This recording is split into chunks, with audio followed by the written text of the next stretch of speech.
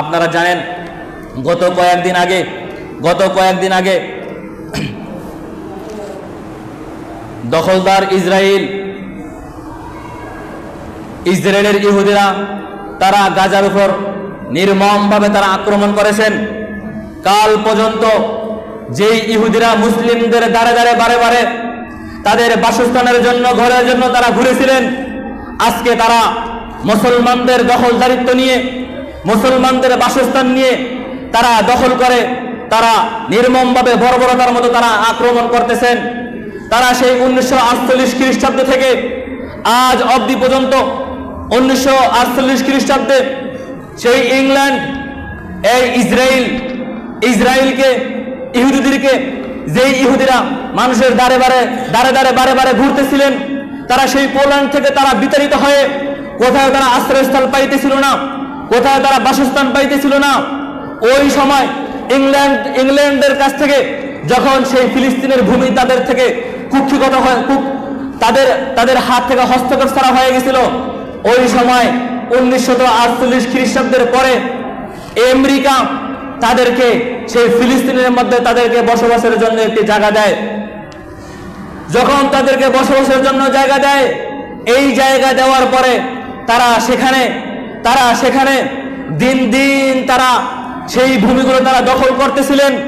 শুধু দখলদারি পর্যন্তই ক্ষান্ত নয়, তারা দখলদারিত্ব করে এরপরে তারা বিভিন্ন যুদ্ধের মাধ্যমে, আরব যুদ্ধের মাধ্যমে তারা প্রায় 7 লক্ষ ফিলিস্তিনিদেরকে তারা হত্যা করেছেন। 7 লক্ষ ফিলিস্তিনিদেরকে হত্যা করে পর্যন্ত তারা ক্ষান্ত নয়, 7 লক্ষ ফিলিস্তিনিদেরকে তারা সেখান থেকে তারা বিতাড়িত করেছেন। বিতাড়িত করে আজ অবধি পর্যন্ত তাদেরকে সেই ফিলিস্তিনের মধ্যে তাদেরকে প্রবেশ করতে দেয় নাই। তারা দিন দিন তেমনি ভাবে সেই ফিলিস্তিনের ভূমি তারা দখল করতেছিলেন। কিন্তু এই ফিলিস্তিনের বাইতুল মাকদিস হলো মুসলমানদের অন্তরঙ্গের একটি পরিচয়, মুসলমানদের অন্তরের একটি ভালোবাসার একটি পবিত্রতম স্থান। এই পুরা পৃথিবীর মধ্যে পবিত্রতম ভূমি 3টি, একটি হলো কাবা, দ্বিতীয় নম্বর হলো মদিনা, 3 নম্বর হলো বাইতুল মাকদিস। তারা সেই বাইতুল মাকদিসকে ঘেরাও করে, বাইতুল মাকদিসকে তারা কেন্দ্র করে তারা সেই ভূমিকে তারা জবরদখল করেছেন। এই জবরদখল করে তারা বিভিন্ন সময়, প্রায় সময় যুগ যুগ ধরে তারা মুসলমানদেরকে নির্মমভাবে হত্যা করতেছিলেন। আপনারা জেনে থাকবেন সেই ধারাবাহিকতায় গত বছর তারা গাজার উপর নির্মমভাবে তারা হত্যা করেছেন। আজ অবধি পর্যন্ত তারা হাজার হাজার মুসলমান নারী পুরুষদেরকে তারা হত্যা করেছেন। আপনারা এটাও জানেন আন্তর্জাতিকভাবে কোন যুদ্ধের প্রাঙ্গণে কেউ যদি যুদ্ধ করে বিভিন্ন কলাকৌশলে বিভিন্নভাবে, তাদের যোদ্ধা ছাড়া বাকিদেরকে কিন্তু হত্যা করা নিষেধ। কিন্তু তারা যখন গাজার উপর তারা আক্রমণ করতেছিলেন, আক্রমণ করে তারা হামাস প্রতিরোধ বাহিনীদের সাথে তারা না পেরে শেষ পর্যন্ত তারা সেই নির্মম সাধারণ জনসাধারণ, শুধু সাধারণ জনসাধারণ ব্যক্তি নয়, কেবলমাত্র তারা সাধারণ নারী পুরুষদের উপর তারা আক্রমণ করতেছিলেন। শুধু তাই নয়, সারা বিশ্বে তারা আন্তর্জাতিক যে আইন লঙ্ঘন করে, তারা তাদের ঘনবসতি, তারা তাদের সেই বস্তির মধ্যে, তারা হাসপাতালে, মাদ্রাসায়, স্কুলে, বিভিন্ন ঘনবসতির মধ্যে তারা আক্রমণ করতেছিলেন। এই জন্য মুসলমান ভাইয়েরা আমার, আমরা আমাদের ঐতিহ্য ভুলে গেলে চলবে না। মুসলমান হলো বীরের জাতি, বিজয় দিন শেষে আমাদেরই। মুসলমান কিন্তু ঘুমন্ত জাতি নয়। আমাদেরকে সেই সবক দিয়ে গেছেন ওমর ইবনে খাত্তাব রাদিয়াল্লাহু তাআলা আনহু, আবু বকর সিদ্দিক রাদিয়াল্লাহু তাআলা আনহু, তেমনি ভাবে খালিদ ইবনে ওয়ালিদ, মুসআব ইবনে উমাইর রাদিয়াল্লাহু তাআলা সহকারে আরো যারা আছেন তারা আমাদেরকে সেই বার্তা দিয়ে গেছেন, মুসলমান কিন্তু বীরের জাতি, মুসলমান কিন্তু বিজয়ের জাতি। এই জন্য আমার হাবিব বলেছেন, আল্লাহ তাআলা হাবিব বলেছেন, আমার আপনার নবী বলেছেন, ইসাবাতানি মিন উম্মতি আহরাজাহুমা মিনান নার, ইসাবাতুন তাকুনু মা ঈসা ইবনে মারইয়াম, ইসাবাতুন তাগজুল হিন্দ ওয়া ইসাবাতুন তাকুনু মা ঈসা ইবনে মারইয়াম। নবী করিম সাল্লাল্লাহু আলাইহি ওয়াসাল্লাম বলেছেন, ইসাবাতানি মিন উম্মতি আহরাজাহুমা মিনান নার, আমার উম্মতের মধ্যে 2টি শ্রেণী থাকবে যাদেরকে জাহান্নাম কখনো আগুন স্পর্শ করবে না, জাহান্নামের আগুন স্পর্শ করবে না। তাদের মধ্যে থেকে একটি বাহিনী হলো ইসাবাতুন তাগজুল হিন্দ, যারা গাজওয়ায়ে হিন্দের যুদ্ধে অংশগ্রহণ করবে। অপরটি হলো ওয়া ইসাবাতুন তাকুনু মা ঈসা ইবনে মারইয়াম, অপরটি হলো যারা ঈসা ইবনে মারিয়ামের যারা দলভুক্ত হবে। মুসলমান ভাইয়েরা আমার, আপনারা জেনে থাকেন বর্তমান সময়ে সারা বিশ্বের মধ্যে যেমনি ভাবে ইহুদিরা তারা মুসলমানদের উপর হত্যা করতেছে, মুসলমানদের উপর নির্মম ভাবে তারা হত্যা ধ্বংসযন্ত্র চালাইতেছে, এটার উপরে কিন্তু সেই আমেরিকা, সেই জাতিসংঘ তারা কিন্তু একেবারে চুপ। যে জাতিসংঘ আমাদেরকে বিভিন্নভাবে শান্তির বার্তা দেয়, যে জাতিসংঘ আমাদেরকে মানব অধিকারে শিখায়, যে জাতিসংঘ আমাদেরকে মানুষের অধিকার রক্ষা করার কথা বলে, যে জাতিসংঘ শান্তির মিশন নিয়ে তারা বিভিন্ন জায়গায় শান্তির কথা বলে, যেই জাতিসংঘ নারীর অধিকার নিয়ে কথা বলে, যেই জাতিসংঘ শিশু অধিকার নিয়ে কথা বলে, কিন্তু দিন শেষে আমরা দেখেছি যখনই কোনো কাফের মুশরিকরা মুসলমানদের উপরে নির্মমভাবে হত্যাযজ্ঞ চালায়, ধ্বংস করে, তেমনি ভাবে আমরা যখন দেখেছি আরাকানের মধ্যে যেমনি ভাবে ওই বৌদ্ধরা আরাকানে আক্রমণ করেছেন, জাতিসংঘ চুপ ছিলেন, তেমনি ভাবে আমরা দেখতেছি ইরাক, ইরান, ফিলিস্তিন, আজারবাইজান আরো যতগুলো রাষ্ট্রের মধ্যে যেখানে মুসলমানদের উপর আক্রমণ করে সেখানে জাতিসংঘ কিন্তু চুপ রয়েছে, সেখানে কিন্তু ইউরোপ, আমেরিকা কিন্তু তারা চুপ রয়েছে, এমনকি তাদের ইন্ধনেই বরং আক্রমণ করতেছে। এই জন্য আমরা আপনাদেরকে বলে রাখি, জাতিসংঘ কিন্তু কখনো শান্তির মিশন নিয়ে আসতে পারে না, জাতিসংঘ কিন্তু কখনো মুসলমানদের বন্ধু নয়, আমেরিকা, ইউরোপ কান্ট্রি কখনো মুসলমানদের বন্ধু নয়, আমেরিকা কখনো আমাদের আদর্শ হতে পারে না। এই জন্য মুসলমান জাতি আমরা আমাদের ইতিহাস ভুলে গেলে চলবে না, বরং আমাদের হাবিব বলে গেছেন, এমনকি নবী করিম সাল্লাল্লাহু আলাইহি ওয়াসাল্লাম আল্লাহ তাআলা কোরআনুল কারীমের ভিতরে বলে গেছেন, ওয়া মা লাকুম লা তুকাতিলুনা ফি সাবিলিল্লাহ, হে মুসলমান তোমাদের কি হলো, ওয়া মা লাকুম লা তুকাতিলুনা ফি সাবিলিল্লাহ, যে তোমাদের কি হলো, যারা আল্লাহ তাআলার রাস্তায় শহীদ হবে, যারা আল্লাহর রাস্তায় মারা যাবে, যাদের উপর আক্রমণ করা হবে, তারা বলবে ওয়া মা লাকুম লা তুকাতিলুনা ফি সাবিলিল্লাহ আল মুস্তাদআফিনা মিনার রিজাল, যে তোমাদের কি হলো, দুর্বল নারী পুরুষ তারা নির্মমভাবে হত্যা হইতেছে, তারা মায়ের খাইতেছে, অপরদিকে তোমরা নিশ্চুপভাবে তোমরা বসে রয়েছো। মুসলমান ভাইয়েরা আমার, আল্লাহ সুবহানাহু ওয়া তাআলা আপনারা ভালো করে জেনে থাকবেন, আল্লাহ তাআলা নামাজের কথা, যাকাতের কথা মাত্র বলেছেন 83 বার, অপরদিকে আল্লাহ তাআলা জিহাদের কথা বলেছেন 450 বার। এই জন্য মুফাসসিরিন ইকরাম বলেন, আল্লাহ তাআলা কেন নামাজের এবং রোজার কথা 83 বার বলছেন, অপরদিকে জিহাদের কথা কেন 450 বার বলছেন? আল্লাহ তাআলা জানেন এমন একটা যুগ আসবে যেই যুগে মুসলমানরা নিজেদের ব্যক্তিগত ইবাদত নিয়ে তারা লিপ্ত থাকবে, কিন্তু তারা পারিবারিক এবং রাষ্ট্রীয় তারা ইবাদতকে ভুলে যাবে, সেটা হলো জিহাদ। অপরদিকে আল্লাহ তাআলা বলতেছেন, ওয়ালা দাফুল্লাহিন নাস বা'দুহুম বিবাদ, এক শ্রেণীর দ্বারা আল্লাহ তাআলা অন্য শ্রেণীদের যদি আক্রমণ না করতেন তাহলে তোমরা তোমাদের প্রতিফল পাইতা না। মুসলমান ভাইয়েরা আমার, এই জিহাদের ব্যাপারে অনেক হাদিস রয়েছে, অনেক আয়াত রয়েছে, এগুলা জিহাদ দিয়ে ইনশাআল্লাহ সুবহানাহু ওয়া তাআলা স্বতন্ত্র একটি সময় আলোচনা করব, যেহেতু এটি একটি ফরজ বিধান। আমার আলোচনার একটি ধারাবাহিক থাকবে ইনশাআল্লাহ, জিহাদ দিয়ে আমরা আলোচনা করব। কিন্তু এখন কথা হলো, আমাদের দল মত সিলসিলা নির্বিশেষে সবাই আমরা একটি প্রশ্ন করি যে গাজার মুসলমানরা এমন ভাবে হত্যা হইতেছে, এমন ভাবে তাদেরকে মারা হইতেছে, আল্লাহ তাআলাকে দেখেন না, আল্লাহ তাআলাকে কিছু করেন না? এটা কিন্তু আমাদের একটি কমন প্রশ্ন নাকি? এটা কমন প্রশ্ন নাকি? এখন এই উত্তর আল্লাহ তাআলা দিয়ে গেছেন যে আল্লাহ সুবহানাহু ওয়া তাআলা ধান গাছ থেকে ধান দেন, বৃক্ষ থেকে গাছ থেকে বীজ থেকে গাছ দেন, গাছ থেকে ফল দেন। সেই আল্লাহ তাআলা আসমান থেকে কি এই ছাদ ফাটিয়ে ভাত দান করতে পারেন না? ভাত পাঠাইতে পারেন না? আর কেন দরকার, কেন প্রয়োজন আপেল গাছ লাগানোর, আপেল গাছে আবার পানি দেওয়া, ধান খেতে পানি দেওয়া, আবার বিভিন্নভাবে এরকম ভাবে চাষাবাদ করা? কি দরকার ছিল? আমরা সারাদিন ইবাদত করব, আল্লাহ তাআলা আসমান থেকে আমাদের জন্য খাবার পাঠিয়ে দিবেন। কিন্তু আল্লাহ তাআলা দুনিয়ার সিস্টেমের জন্য, দুনিয়ার বিধানের জন্য আল্লাহ তাআলা একটি সিস্টেম রেখেছেন যে তোমরা আল্লাহ তাআলা ইবাদত করবা, অপরদিকে তোমাদের জীবন বাঁচানোর জন্য তোমরা একটি মাধ্যমে তোমরা চেষ্টা করবা, সেখান থেকে তোমরা খাদ্য হইবা, সেই খাদ্য আমি দিব। এটার মাধ্যমে আল্লাহ তাআলা একটি বিশেষ একটি হিকমত রয়েছে, যে হিকমত নিয়ে অন্য সময় আলোচনা করব। তেমনি ভাবে এই জিহাদ একটি আল্লাহ তাআলার অন্যতম একটি গুরুত্বপূর্ণ বিধান।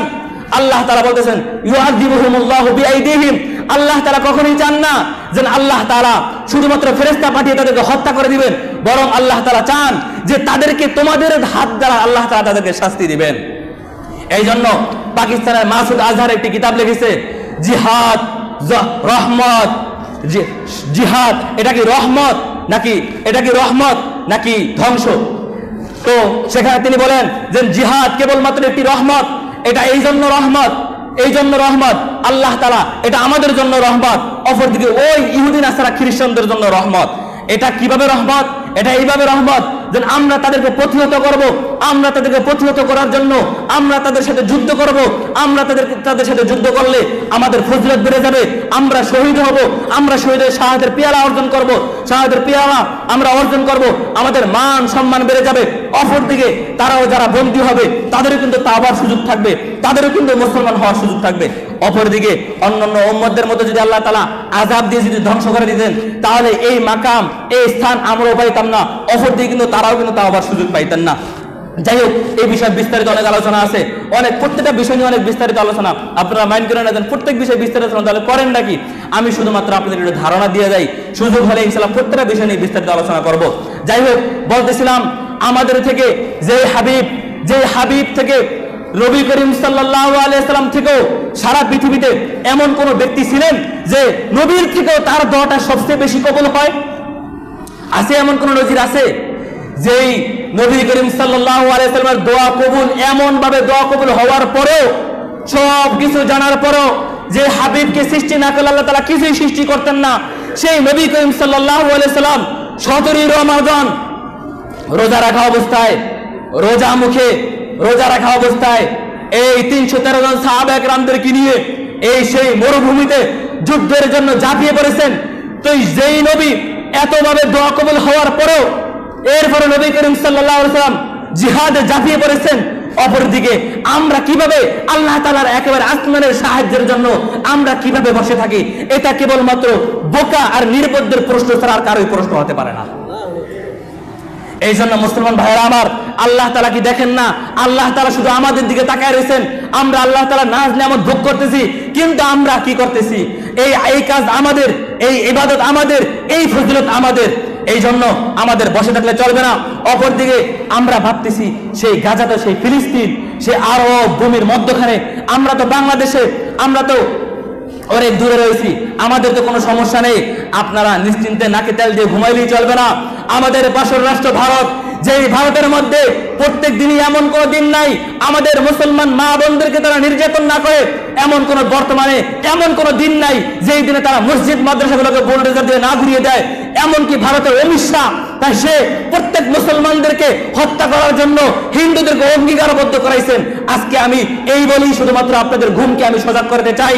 এই জন্য আমরা ঘুমিয়ে থেকে চলবে না, ঘুমিয়ে থাকলে চলবে না। না হয় ওসমানী সাম্রাজ্যের মতো সেই খেলাফত কিন্তু আমাদের আবারও কিন্তু হারাইতে হবে। যেভাবে আমরা তখন খেলাফত হারিয়েছি, এখন কিন্তু আমরা আমাদের মুসলিম ভূখণ্ড কিন্তু আমরা হারিয়ে ফেলবো। ওসমানী সাম্রাজ্যের সেই বাদশারা ইসলাম মুসলমান হওয়ার পরেও তারা শুধু কেবলমাত্র তাদের বিলাসিতার কারণে, তারা পুরো সাম্রাজ্যটাকে তারা ইহুদি খ্রিস্টানদের হাতে ছেড়ে দিয়েছেন। তেমনি ভাবে আমরা এখনো কিন্তু আমরা আমাদের মুসলিম ভূখণ্ডকে আমরা হারিয়ে ফেলবো শুধুমাত্র আমরা নাকে তেল দিয়ে ঘুমানোর কারণে। এই জন্য শুধু আজকে সংক্ষিপ্ত শুধুমাত্র আপনাদের ঘুমটাকে একটু সজাগ করা, আমাদের শুধু নামাজ রোজাই শুধু ইবাদত নয়, বরং এই জন্য আমাদের গজ দিয়ে উঠতে হবে। এখন আমরা কি করবো হুজুর? আমরা এখন লাভ দিয়ে কি মাঠে নেমে যাব? কি করব? অস্ত্র হাতে নিব না। এই জন্য আমাদের করণীয় আছে, আমরা স্টেপ বাই স্টেপ আমাদের সামনে আগাইতে হবে। এক নম্বরে আমাদের প্রস্তুতি নিতে হবে। ভারতের হিন্দু যুবকরা যদি মুসলমানদেরকে নিধন করার জন্য তারা যদি আক্রমণ করে, তারা যদি প্রস্তুতি নিতে পারে, আমি মুসলমান, কেন আমার ইসলামের ভূখণ্ড, আমি আমার মুসলিম জাতিকে বাঁচানোর জন্য কেন আমরা ট্রেনিং দিতে পারবো না? মুসলমান ভাইরা আমার, আমাদের মুসলমান যুবকদেরকে আজকে সেই ইউরোপ কান্ট্রি শুধু আমাদের ঐতিহ্য ফেরানোর জন্য আজকে আমাদের cricket, football, PUBG, free fire এই সকল গেমের মাধ্যমে, এই সকল নাট্যকারের মাধ্যমে, শুধুমাত্র এই ঢেলি স্টার থেকে শুরু করে আরো বিভিন্ন নাটকের মাধ্যমে আমাদেরকে আজকে তারা সবকিছু আমাদের ইতিহাস গুলিয়ে রেখেছে। অপরদিকে আপনি তাকিয়ে দেখেন, তাদের প্রত্যেকটা যুবকের ঘরের ভিতরে ইঞ্জিনিয়ার হয়ে যায়, তারা প্রত্যেকটা যুবক তারা যোদ্ধা হয়ে যায়, তারা প্রত্যেকটা যুবক ঘরের ভিতরে একটা প্রকৌশলী হয়ে যায়। অপরদিকে আপনার সন্তানেরা, আমার ছোট্ট ভাইয়েরা, তারা কিন্তু ফ্রি ফায়ার পাবজি খেলতে খেলতে তারা অন্ধ হয়ে যায়, তাদের দিমাগ নষ্ট হয়ে যায়। অপরদিকে দিন শেষে সে ঈমান হারা, সে বেঈমান হয়ে সে মারা যায়। এই জন্য মুসলমান ভাইয়েরা আমার, আমাদের প্রস্তুতি নিতে হবে, আমাদের ঐক্যবদ্ধ হতে হবে। এই জন্য এই বিষয়গুলো আমাদের একটু জানতে হবে। এই জন্য আজকে আমরা আমাদের ঈমানের তাকাজা হিসেবে আমরা শুধু আমাদের অনেক করণীয় আছে, যে করণীয় সম্পর্কে কিঞ্চিত ইনশাআল্লাহ তাআলা সেই চৌমুহনীতে সাফল্যে আলোচনা করা হবে।